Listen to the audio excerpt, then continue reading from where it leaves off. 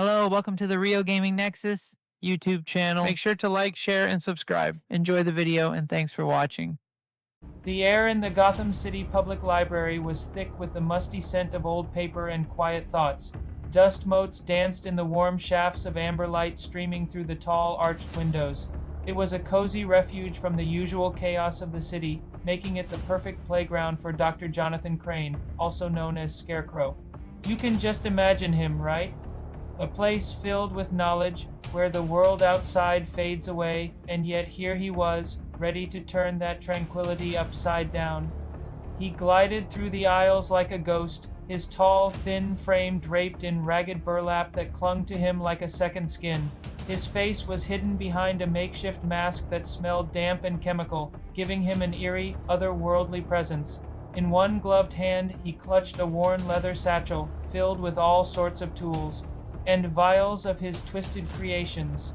The other hand held a wickedly curved scythe resting on his shoulder, its shiny blade gleaming in the dim light, a stark contrast to the dusty surroundings. But he wasn't there for the books. Oh no, he was there for something far more sinister, the minds that read them. You see, Crane thrived on fear, and what better place to unleash it than a library filled with unsuspecting patrons, lost in their own worlds of knowledge. A young student, buried in a heavy legal text, was the first to sense something was off. The familiar musty smell of the library shifted, replaced by a strange mix of bitter almonds and freshly turned earth. He scrunched up his nose and looked up, his eyes going wide as he felt the atmosphere change. The long mahogany tables seemed to stretch endlessly, the wood grain twisting like snakes under his gaze. The hanging lamps swayed, their lights pulsing like sinister yellow eyes, casting shadows that danced menacingly across the walls. Suddenly, a massive spider skittered down the leg of his chair. He screamed, a choked, wet sound, and scrambled back, his chair crashing to the floor and shattering the silence. That scream was the starting gun, the moment when everything spiraled into chaos. From a vent in the ceiling, a nearly invisible mist began to drift down, curling around the shelves and creeping into the nostrils of the terrified patrons. Panic erupted as the library's visitors were suddenly trapped in their own private nightmares. A woman watched in horror as the books on the shelves started to bleed, their leather covers weeping thick, crimson tears, a grotesque sight that sent shivers down her spine.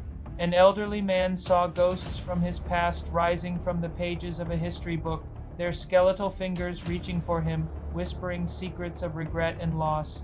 The library, once a safe haven, had turned into a symphony of terror, and Jonathan Crane was its conductor, orchestrating a nightmare that would haunt them long after they left. He strolled through the chaos like an academic observing his greatest experiment, a twisted smile creeping across his lips. He didn't relish the screams with mindless joy. He catalogued them. Each shriek was a note in his symphony, each frantic gesture a dance in his dark performance. He noted the pitch of each scream, the frantic gestures of a man battling invisible demons, the frozen terror of a young woman curled up beneath a table, desperately trying to escape the horrors that surrounded her.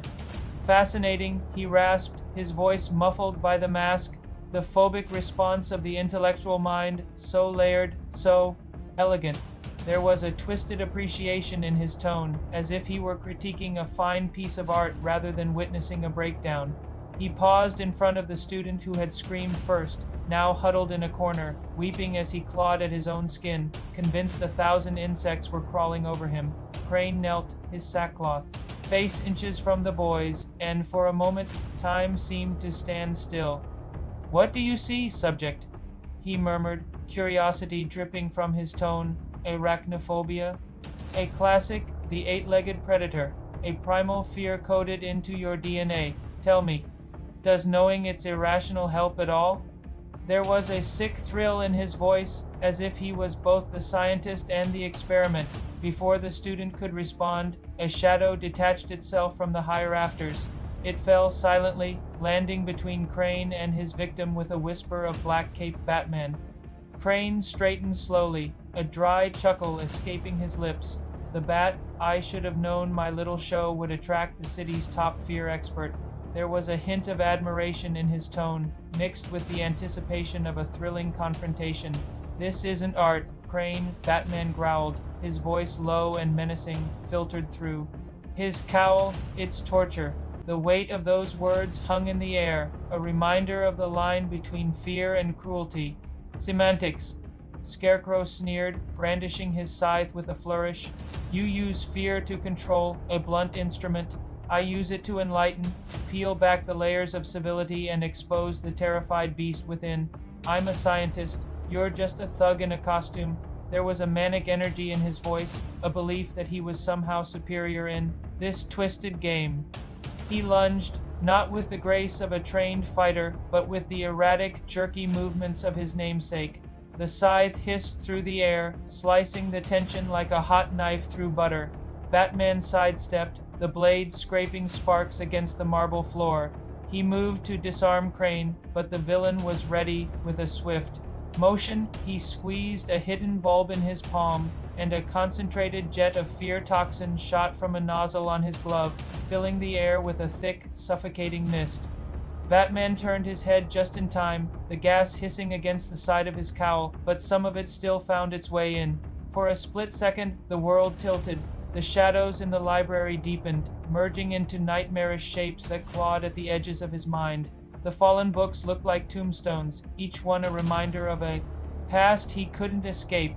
Out of the corner of his eye, he caught a glint of pearl, a flash of red lipstick, the silent scream of his mother. He saw a man with a gun, the flash from the barrel. He gritted his teeth, muscles tensing. No, he had walked through this nightmare 1,000 times. He lived in it. Crane's chemicals were just a cheap imitation of the real deal that fueled his entire existence. He pushed the hallucination down, burying it with sheer willpower, refusing to let it take hold. Scarecrow watched, his head tilted, a twisted smile playing on his lips. Ah, you fight it, the famous trauma. Does it hurt, knowing that's all you are? A scared little boy who never left that alley? His words dripped with malice, an attempt to unearth the pain that Batman had buried so deep. Batman responded with action. He threw a batarang that snagged the strap of Crane's satchel, ripping it from his shoulder. As Crane stumbled, Batman closed the gap, his determination fueling every movement. Ignoring the scythe, he grabbed Crane by his burlap collar and slammed him against a bookshelf. Books on psychology and human behavior rained down around them, a chaotic shower of knowledge turned weapon. You study fear, Crane, Batman growled, his face inches from the terrifying mask. I am fear. The intensity of those words was palpable, a declaration that sent shivers through the library's chaotic atmosphere. He pulled back a fist, ready to deliver a blow that would end this nightmare. The last thing Jonathan Crane saw before everything went dark wasn't a hallucination, but a reality far scarier than any chemical could conjure, the cold, righteous fury in the eyes of the Dark Knight. In that moment, the line between predator and prey blurred, and the true nature of fear was laid bare. As silence fell over the library, the chaos began to fade, leaving behind a haunting reminder of the power of fear and the lengths one would go to confront it. I hope you enjoyed this story video. If you did, make sure to like and subscribe for more content like this. Until next time, stay safe out there.